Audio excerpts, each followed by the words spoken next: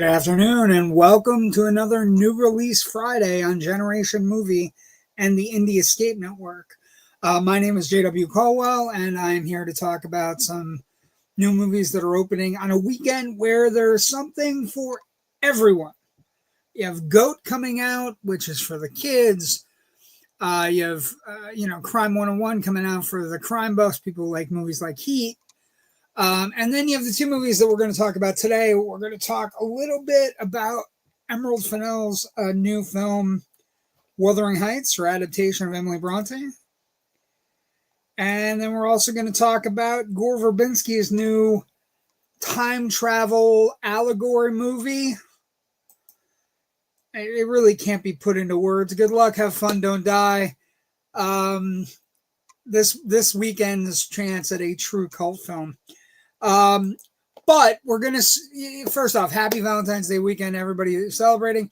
Happy Friday the 13th Day. If you're a Jason fan, Regal Cinemas, by the way, is playing Friday the 13th movies. We have three Friday the 13th movies, three Friday the 13th this year, including one in February and one in March. Regal, every Friday the 13th, is bringing back some of the old Friday the 13th movies, so you can go see the Man in the Mask, Jason, kill hapless campers at Camp Crystal Lake. So happy Valentine's Day weekend. Let's start with Wuthering Heights. It's the movie getting all the buzz.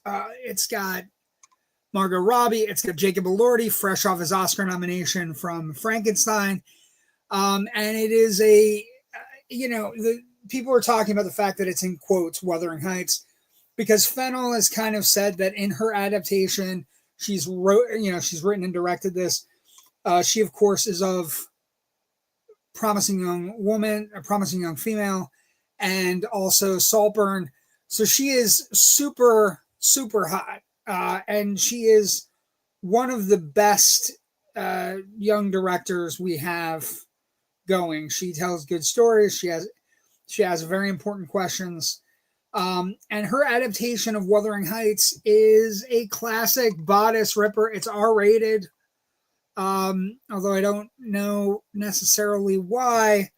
But it stars Margot Robbie as Catherine and Jacob Elordi as Heathcliff, the classic people from the book who have come, who are raised together in a place called Wuthering Heights, kind of a dilapidated place where her father and she's lost her mother, and she has all these people around her, and Heathcliff is brought in as a poor orphan off the street, and they grow up together.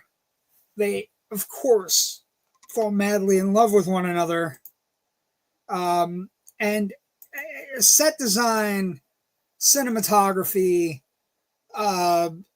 costume design, all spectacular in this adaptation.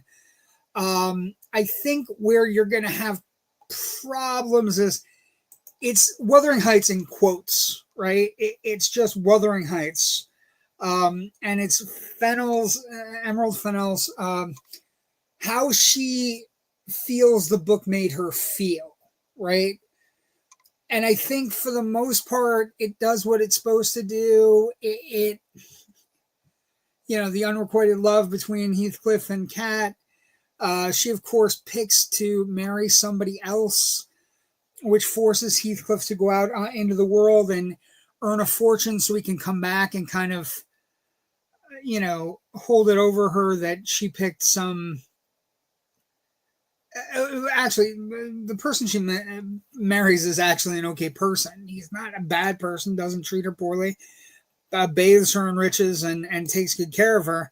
She has nothing but the best and the finest. But he comes back to kind of like say you picked the ease of this life over true love. And that's what the book is about. It's got some, gripping romantic moments. It's got Breathless, In the Rain, everything you would expect from a romance film that is geared for Valentine's Day weekend. And it's good. It's not great. I don't think it's as good as Saltburn or Promising Young Woman. But I do think, I think for purists, they're going to have real problems. They changed a lot of the end material of the book. I will say that Margot Robbie is fantastic in the first half, and in the second half, she has very little to do except kind of pout and kiss Jacob Elordi, which, again, a lot of people aren't going to scoff at. That's a pretty good gig if you can get it. And then kind of cry about, like, her lot in life. But Elordi, Jacob Elordi, let's talk about him for a second. He's fantastic. He's really good as Heathcliff here. He is probably the best thing in the movie, aside from Hong Chow, who plays kind of a person that is around Catherine and Heathcliff their entire Nellie. She's the companion. And so it's got some scenes where, that are going to raise eyebrows, maybe.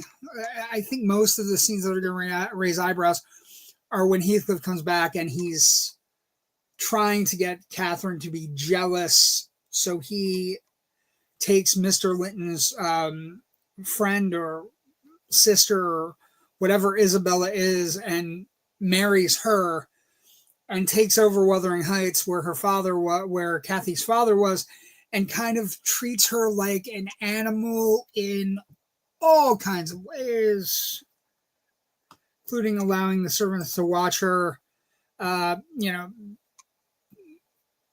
sex with him. So it's the second half where the movie kind of buckles under its own weight, where it can't, the unrequited love plus all these other things. Robbie doesn't have a lot to do in the second half that she's great in the first half. And Elordi, by contrast, doesn't have a lot to do in the first half, being the, hulking, brooding Heathcliff. And then once Heathcliff goes away and comes back, he has a lot more to do because he gets to, woo Isabel, and he gets to, try to make Catherine jealous. And it's good. It's very stylized, hyper realized the way Fennell does her work. And I could easily see people saying it's the Saltburnization of this Emily Bronte classic. There is some BDSM stuff, along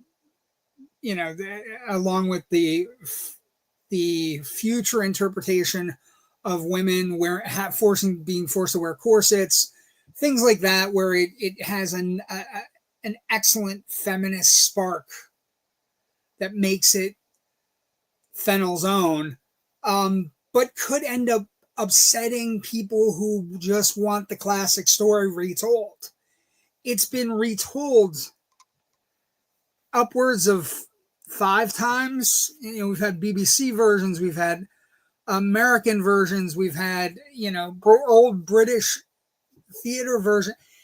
There have been so many versions of this movie that Fennell has to make it her own, and when she does, it could be the kind of thing where people get really upset with the interpretation, or that it's too broad, or that maybe a character like Nellie shouldn't be as prominent as she is throughout the film because she's not as prominent in the book. Maybe Isabella shouldn't be treated quite as poorly as she's treated, although she's treated a little bit poorly in the book. Everything's kind of taken to an 11 with regards to those key plot points.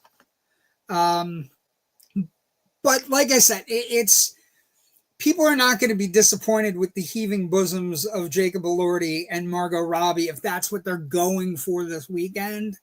It has all of that. It has the bright visuals. It has the incredible set design.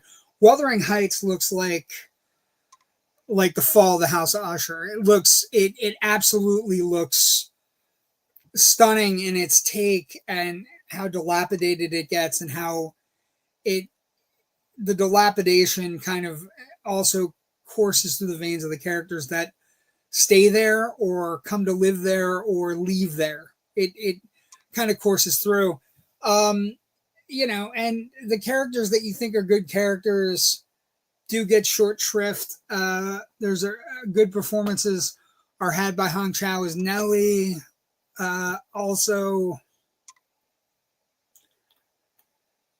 they do what they can with what they have. Edgar Linton is played by Shahzad Latif. He's very good as well, and but he is forced to play second fiddle to Jacob Elordi with earring, with looking amazing. Of course, they go through some of the things. There's a funeral that's very, kind of stifling, and then it becomes another place where Heathcliff and Catherine, where she cheats on her husband, and he kind of gets her into a regular kind of role of doing that. And like I said, it's well done if that's what you're looking for. I don't know if you're a lover of the book or any of the other interpretations, if you're going to love this one as much, because it's her filmmaking. When she puts Wuthering Heights in quotes, she is a filmmaker of particular style, a particular way she does business. And with this movie, she finds the way she's going to do it is taking it to an 11, which I think for people that might just be looking for an adaptation of the source material might not be your cup of tea. But if your cup of tea is Heaving Bosoms of Jacob Elordi and Margot Robbie, Jacob Elordi blew me away. He was really, really good. He's got a lot to do. He's got a lot of heavy lifting to do in the second half of the movie. And as his career continues, what a year of films that are being released. He gets the Oscar nomination for Frankenstein. Here he plays Heathcliff, so he's played two of the greatest literary creations ever. And it's his second film with Emerald Fennell. And I just think he is very much on pace to be a big, big star in the next 2-3 years, as we not that he's not big now. It's just that he's about to become bigger. This is the kind of movie that launches people into a stratosphere where, people just gravitate towards his projects. This will be a big opening for him. Robbie is used to openings. She's a big star in her own right. And she's great. She's good as Catherine. She has a unique way of looking at the world, and she's kind of petulant, and everything you would expect from Catherine. It works for Wuthering Heights. It's not a perfect adaptation, but it is a very good one, and I think it's going to hit with certain audiences.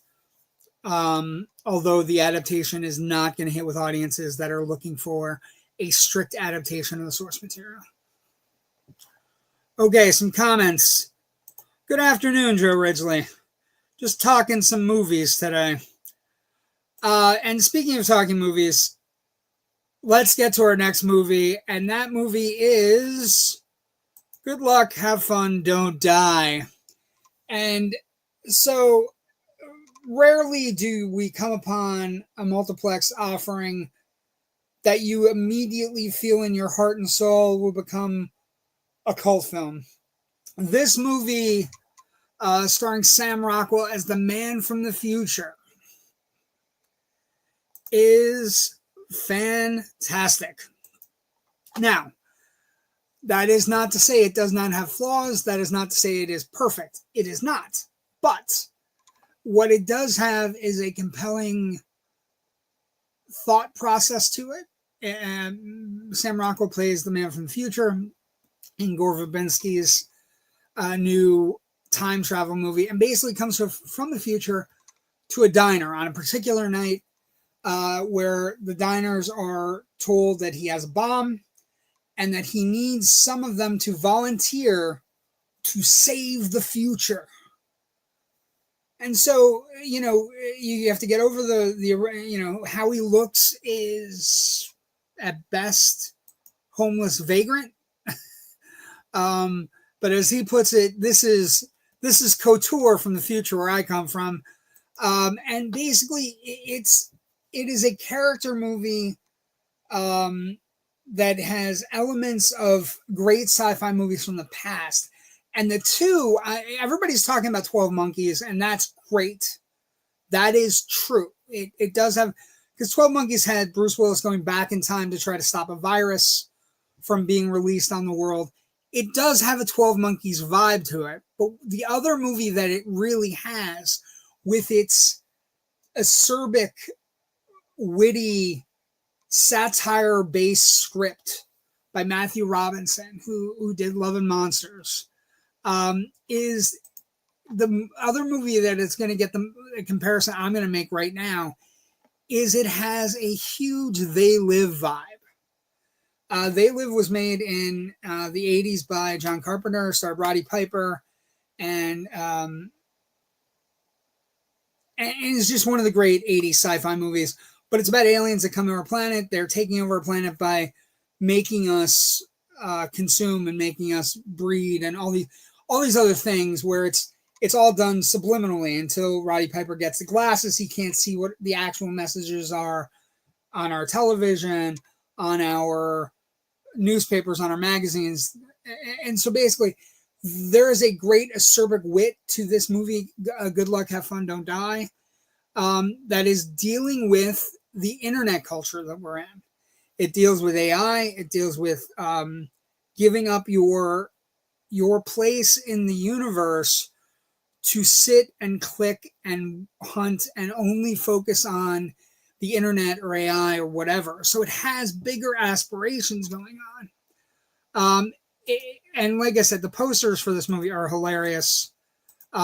This one in particular with Sam Rockwell. But what I want to say is it's not perfect. It gets a little, the structure of the script is introduction, person who joins the team, their days leading up to their place in Norm's Diner, and then it goes back to the present where they have a mission to stop a child from creating AI.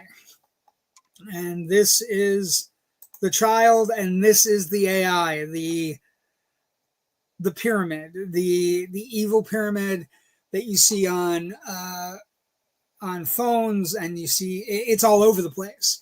And it's an AI, it's a singularity that basically Sam Rockwell is trying to beat, and you find out that it's his 117th mission.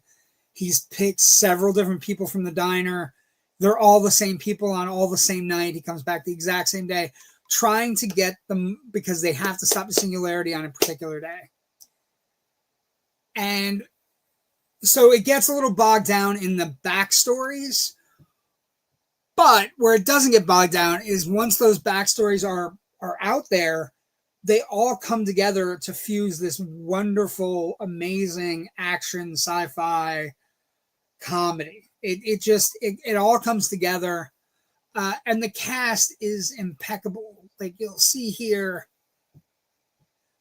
Sam Rockwell's the leader, but it also has Haley Lou Richardson, who's fantastic. She's currently in Ponies. It has Michael Pena, the hidden gem of the Ant-Man movies. It has Zazie Betts, who is in Deadpool 2, and Juno Temple from Ted Lasso. And so all of their stories, Pena and Zazie Betts play teachers. Juno Temple plays a mother who has lost her child in a school shooting. Haley Lou Richardson is a girl that is suicidal, who is basically contemplating suicide, and who has an allergic reaction to technology and Wi-Fi. She has nosebleeds every time she's around Wi-Fi. All of their stories come together, and Sam Rockwell is fantastic as always. He is one of our best working actors. And this movie, it relies heavily on his comedy, his charisma, the idea that he's this traveler from the future that's coming and trying to get a band together to beat the AI singularity before it reaches sentience, is essentially where we go. It deals with cell phones. It deals with AI. It deals with foregoing our human nature and our human culture to sit behind a phone or sit behind a computer, even though I'm on a computer today. And it's about human connection. So it has other things going on. It also has the sights you will see in this movie in the last 45 minutes are great. It runs a little long, which is the story of this year, I guess. Wuthering Heights runs over 220. This runs like 207, give or take.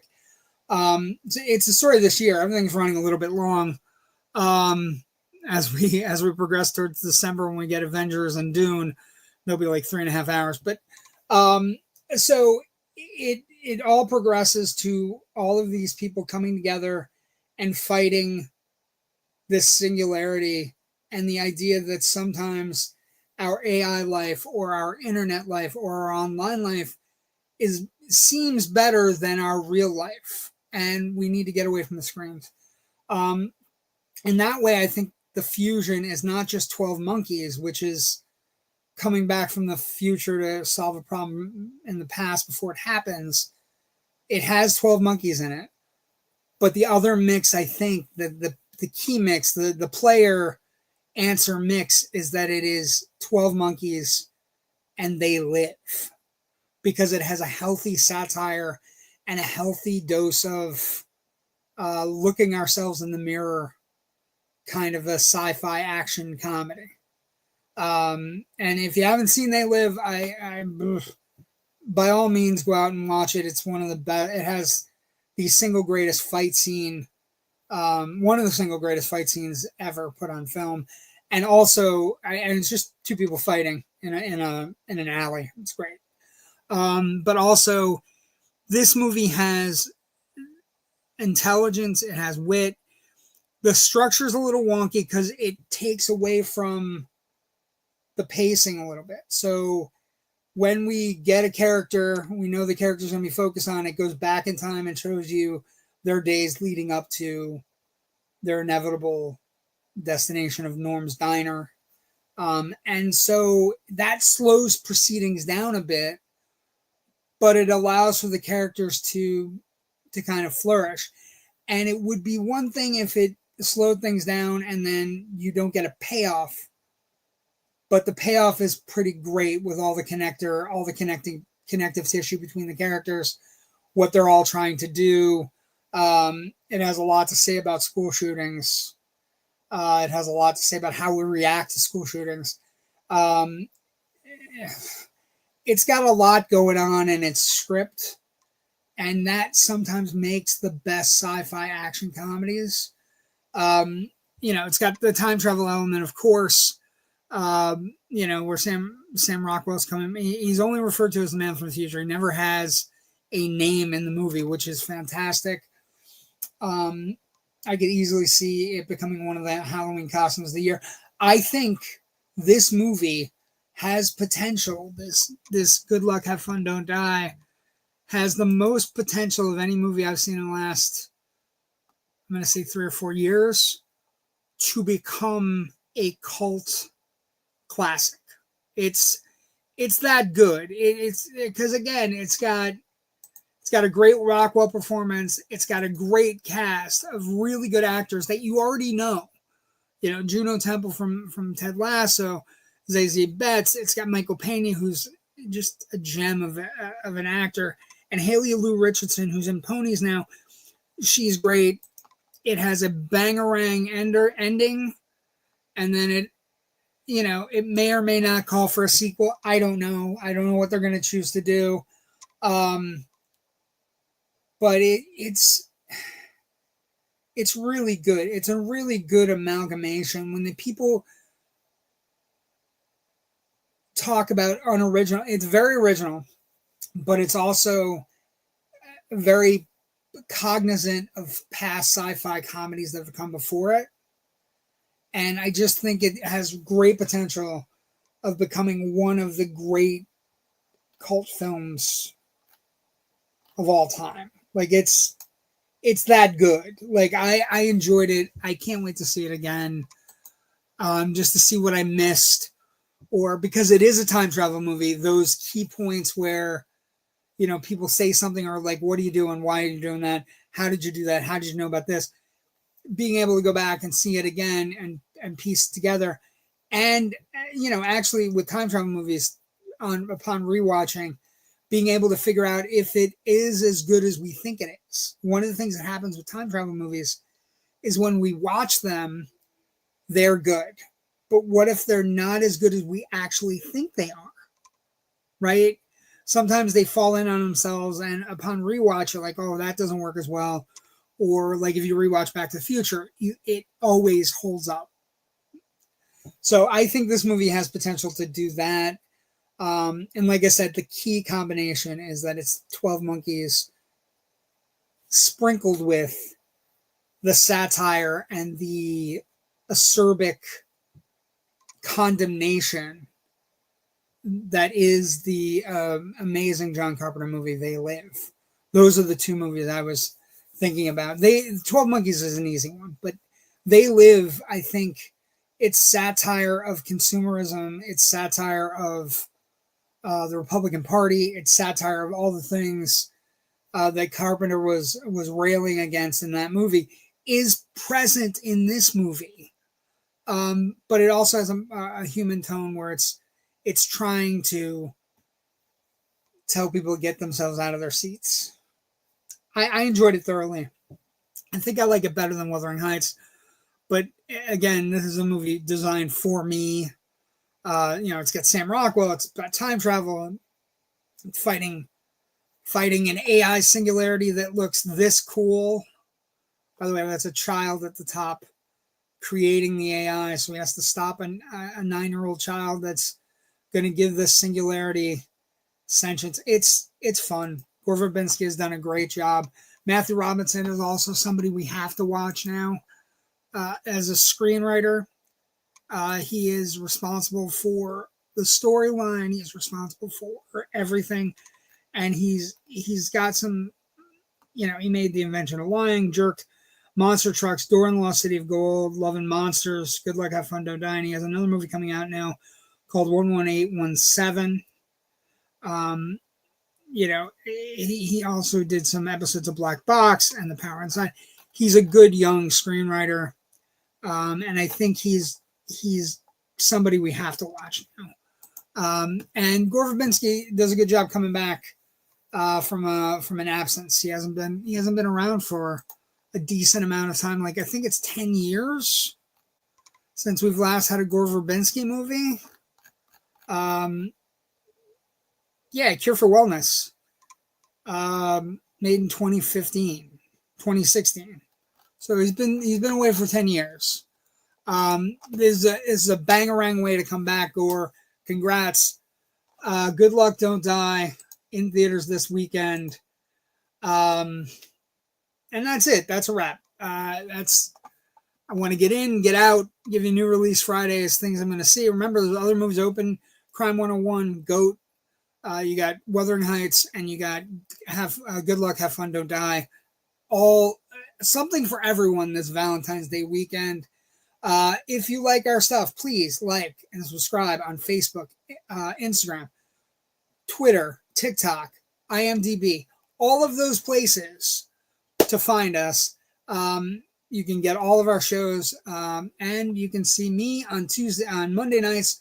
Generation Movie. We have some Oscar movies coming up. I think Rich and I are going to do some of the worst Oscar Best Picture winners of all time in the next 3 weeks before we get to the Oscars. And then you can also find me on Tuesday nights on Loud and Nerdy, Tuesday, 9 p.m. Eastern Time.